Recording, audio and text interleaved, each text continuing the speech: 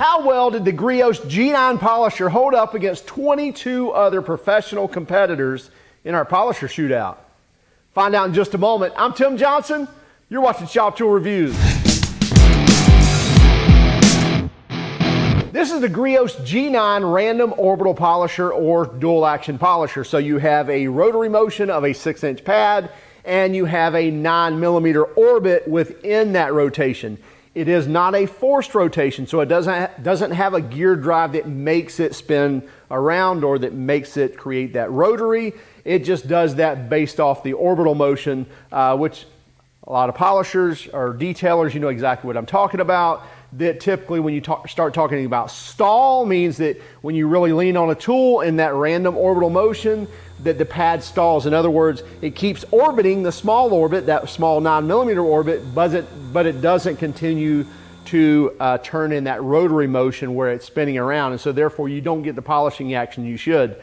This one did very well at not stalling, by the way, and we'll talk about that more here in just a moment. You get a 6-speed speed dial as well as a trigger. It is not a variable speed trigger, so it's pretty much kind of on and off. However, it does have a soft start ramp up, but it's very quick. And again, we'll talk in that in detail as well. Get some nice rubber overmolding where you need it to handle this tool very well. You also get a trigger lock and a detachable cord that's very nice to have, and it's 10 feet long. So let's quit talking about this right here. Let's actually dive into some of the features kind of close up, and then let's actually put it in the hands of a pro, get their feedback on it. We'll talk about how well it placed in our shootout, and then we'll wrap it up. So this is how you will get the Griots G9, and this is one of the cool things about Griots products, I must say. When you open the box, just kind of starts walking you through. Number one, you can read the box and so forth and get all your specs and your data and kind of what to look for. But one really cool thing, and I know this is less of a pro feature and more of kind of their general audience, which would be that car collector, that car enthusiast, is they include this card here that you can open this up, and it just kind of gives you, all of your options, and talking about whether you're doing decontamination, whether you're doing a one-step, whether you want to do a 2-step or even a 3-step where you're really wanting to dig in. Just kind of walks you through that, because I think a lot of times these terms, when they're said, whether it's on YouTube videos or when it's said in the public or on products, what have you, when you start just rattling off, single step, paint correction, decontamination, people don't want to say anything, but they really don't understand what you're talking about. Again, if you're a professional detailer, you know exactly. But again, simple card right here also walks you through, hey, how to apply this and so forth. So pretty cool idea from Griots, again, when they know that the majority of their customers are that car enthusiast. However, their polisher actually won our Pro Polisher Shootout, so we weren't expecting that at all. One of the things you'll also get with all your Griots products is a little bag here so you can keep your tools in. Here's some brushes as well, some extra brushes, keeping that little baggie. So anywho, let's pull the polisher out here. And voila, there is your G9. Now also under here, don't forget to get your cord out. So one of the really cool features of this is, number one, you get a 10-foot cord. Number two, that cord is detachable. And it doesn't just pull out. You've got a little locking button right here, so you can easily slide that in, lock it into place, and then when you put this polisher away, you can again press that detent, pull your plug out, and now you've got a smaller tool to put away. You can wrap up your cord with the included Velcro strap. Love cord management. I'm telling you, I love cord management. I love cord management. Anyway, so they've thought of that. So good deal on that. So long cord, easy to put away, nice cord restraint as well, so you're not going to have any problems with breaking the cord right there at the base. And then now let's look at some of the features. Comes with a 6-inch pad. You can also get a 5-inch pad for this.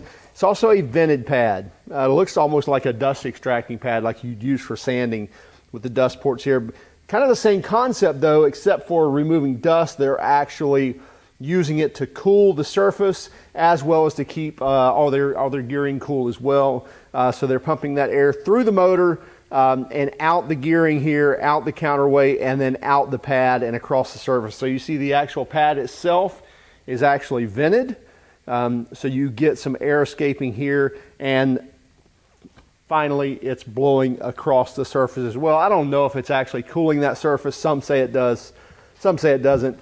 I really don't care. We're talking about the polisher and not the actual car that you're polishing. So cool concept on the idea of keeping that pad cool. Of course you get vents here as well. Another thing, so this one not only the best in our performance category, but it also the best in the price category as well, because it's only like 155, 160 bucks, as well as ergonomics, because this thing, number one, it just really doesn't have much vibration at all, even though it still lays down the power. It's a 9mm orbit, hence the G9. And again, random orbital, so it's not a geared action. It's going to rotate and spin. And that's another thing. You'll hear Chase comment on, even if you're really leaning on this thing, it doesn't stop the pad, even though it's not a geared or not a forced rotation. Hey, would you let me break in here for just a second? If you like this video, give us a thumbs up, please. If you don't like it, give us a thumbs down, but could you let us know in the comments why? Also, if you hit that subscribe button, that's going to subscribe so that you know when we have new videos available, and also that bell notification if you actually want to be notified when that happens. Back to the video. As far as handling this though, there's several options here. You see you get some finger grip here. It stands far enough off the pad that you can almost put a whole hand there, or if you want to kind of split your finger and do that, or if you want to have part of a hand up here, it's just very comfortable to hold. It really is. And then if you want to be, Casey at the bat and actually grab this thing like a real man, you can do that too. I'm just kidding, but Tom, you'll understand. Anyway, so other features are a speed dial here that I believe is 2,000 RPMs to 6,400 RPMs. And it looks like there's no half speeds in between. So you get a click for each speed. So 6 speeds, again, 2,000 to 6,400 RPMs. It is a brush tool, so you can replace these brushes. You can also pull off these screens here and blow them out from time to time as they get gunked up. You also get a trigger lock here, and I don't believe it's not a variable speed trigger. So basically you're going to vary your speed with the speed dial, and then the trigger's pretty much going to be an on and off, but it's a very smooth and fast startup. It's not all instant at once. It is a ramp up, but it's a quick ramp up. You're not waiting all day for that pad to start spinning. But very comfortable machine, even though there's plenty of room for your front hand, your back hand as well. It doesn't feel overly long, nor does it feel too tall either, even though, again, you've got a large space to keep everything, and I've got larger hands. It still doesn't feel like it's an oversized machine whatsoever. It's still very nimble, still very powerful. So let's go ahead and use this. Let's see what Chase has to say about it, and then we'll wrap it up.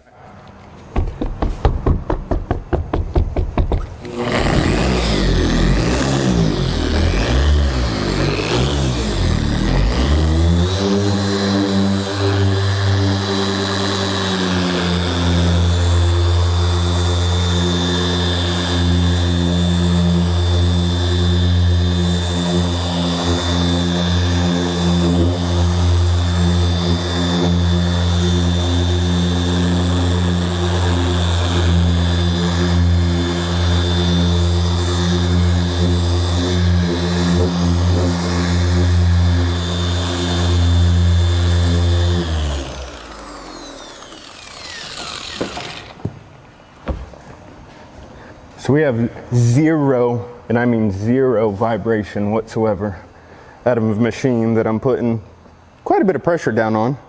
Let's see if we can, how well the pad keeps spinning when you really need to put some pressure on it and cut on it.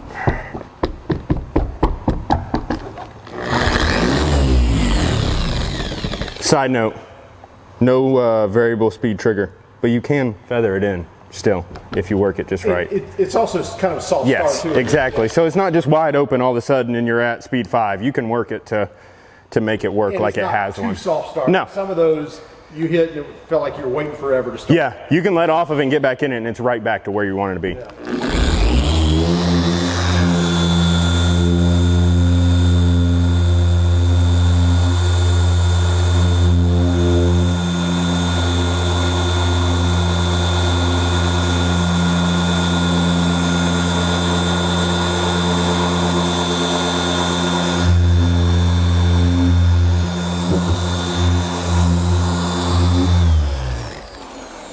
So I'm leaning on it pretty hard right there, probably harder than you ever are gonna need to without hurting some paint, and it never quits spinning on you. The pad's constantly rotating and still not vibrating.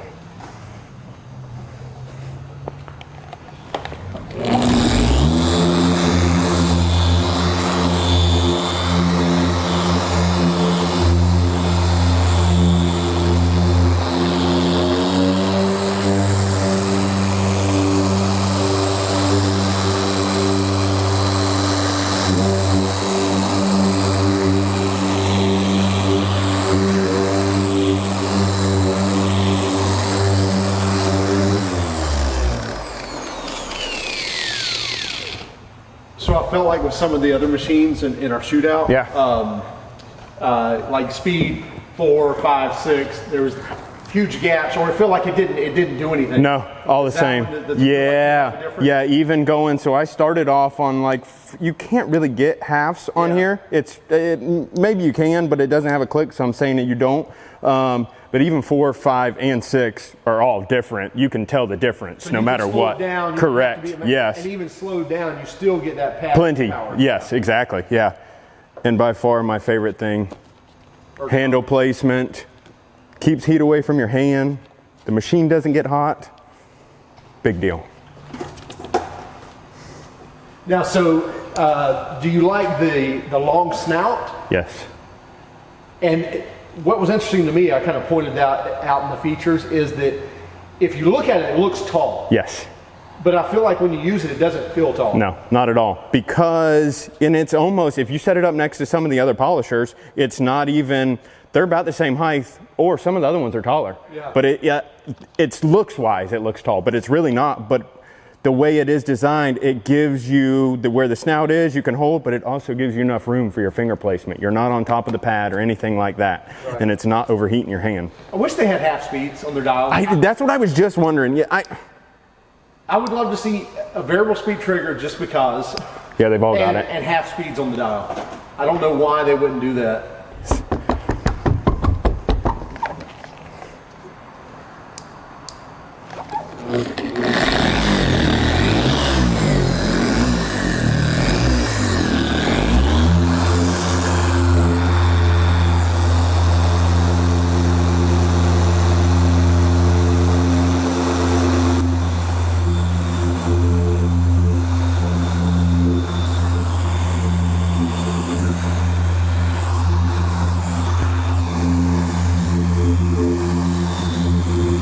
All right, so one other point I wanted to point out about this, when you're polishing with this, because there is no vibration whatsoever, you can literally, if need be, or just because for whatever reason, you're able to control this polisher with one hand without any issues whatsoever.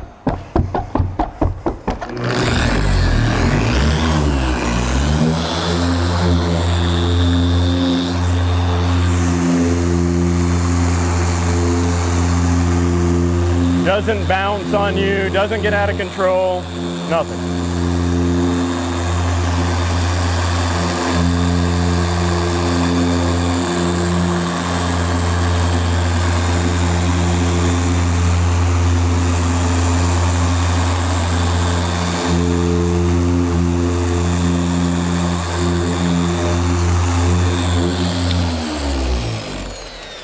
And it's not like I had it turned down either. That was on speed 5. Yeah.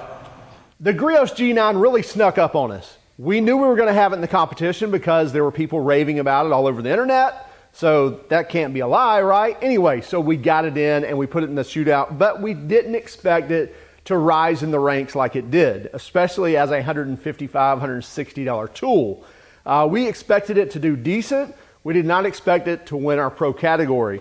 We can't really talk about, just like in the shootout we talked about it, but we can't really gauge build quality, okay? Even though we've used this for several weeks and actually a few months now, so we can speak to that. We don't know how long it's gonna last, say a year, 2 years.